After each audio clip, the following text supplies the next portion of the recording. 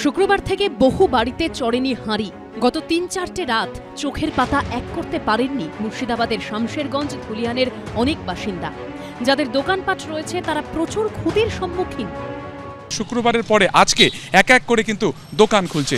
যে ছবি এই মুহূর্তে দেখা যাচ্ছে যে আমরা এই মুহূর্তে রয়েছি হসপিটাল মোড়ে, সেখানে দেখা যাচ্ছে যে বেশ কিছু দোকান বন্ধ থাকলেও ধীরে ধীরে কিন্তু এখানকার যারা ব্যবসায়ী রয়েছেন সেই ব্যবসায়ীরা কিন্তু দোকানপাট খুলছে। ৩ দিন যে বন্ধ ছিল ব্যবসায় তো প্রচুর ক্ষতি হয়েছে। হ্যাঁ, অনেক ক্ষতি হয়েছে, আমাদের অনেক ক্ষতি হয়েছে। ওই জন্য আজকে দেখলাম কি স্বাভাবিক আছে, ওই জন্য আজকে আমরা এলাম। ক্যান্সারে নেই আর ভয়, NCRI হবে এর জয়। আপনাদের ভরসা নেতাজি সুভাষচন্দ্র বোস ক্যান্সার হসপিটাল। শুক্রবারের পর শামশেরগঞ্জের এই এলাকায় দোকানপাট খোলার কথা চিন্তাও করতে পারেননি ব্যবসায়ীরা। এখনো রাস্তার পাশে জড়ো করে রাখা রয়েছে পুড়ে যাওয়া সব সামগ্রী। আরো একটি দোকান রয়েছে ইকবাল স্টোর্স, সেই দোকানও কিন্তু ইতিমধ্যে খোলা হয়েছে, আজকে খুললো। হ্যাঁ, আজ সকালে যে আমাদের র্যাপগুলো খুলতে বললো। শামশেরগঞ্জ থানা থেকে ঢিলছোড়া দূরত্বে এই বাড়িতেই সপরিবারে থাকেন ফারাক্কার তৃণমূল বিধায়ক মনিরুল ইসলাম, কিন্তু শনিবার থেকে এই বাড়িতে নেই কেউ। শুক্রবার দিনকে রাত্রে ভাঙচুরের ঘটনা ঘটে এবং তারপরে শনিবার দিনকে রাত্রেবেলাতেও সেখানে কিন্তু অগ্নিসংযোগের ঘটনা ঘটে এবং তারপর থেকেই কার্যত এখান থেকে সপরিবারে ফারাক্কার যিনি MLA রয়েছেন মনিরুল ইসলাম, তিনি কিন্তু এই বাড়িতে ছিলেন না। খোঁজ নিয়ে দেখা গেল ধুলিয়ান স্টেশনের কাছে রতনপুর বাজারে আরেকটি বাড়িতে আপাতত রয়েছেন তিনি।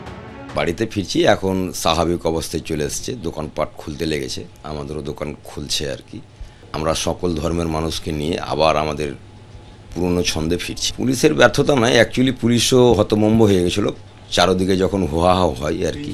পর্যাপ্ত পরিমাণে পুলিশ হয়তো থানাতে ছিল না। রাজ্য পুলিশ খুব সক্রিয়, ডিজি সাহেব কালকে কথা দিয়েছেন এবং পুলিশ আছে বলে আমরা নিরাপত্তায় আছি এবং গোটা শহরটাই আমাদের এখন নিয়ন্ত্রণে আছে।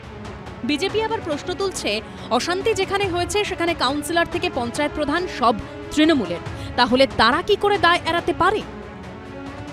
তৃণমূলের কাউন্সিলর ছিল, তৃণমূলের প্রধান ছিল, তৃণমূলের পঞ্চায়েত সমিতি ছিল, সব তৃণমূলের।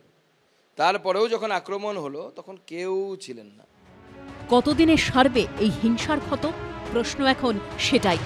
সুকান্ত মুখোপাধ্যায় ও শিবাশিস মৌলিকের রিপোর্ট, ABP আনন্দ।